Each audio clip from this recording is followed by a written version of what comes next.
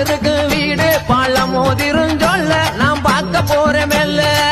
அடுத்த வருஷத்துக்கு ஆனந்தமாய் வரேன் சொல்லி அடுத்த வருஷத்துக்கு ஆனந்தமாய் வரேன் சொல்லி ஆக்ககரக துகங் அவுட் போட்டு தானும் சென்றா ஏழுமலை வாசாங்கி எங்கள் குலகேசா திருப்பதி மலை வாசா ஜெகம் புகழும் ஸ்ரீனிவாசா.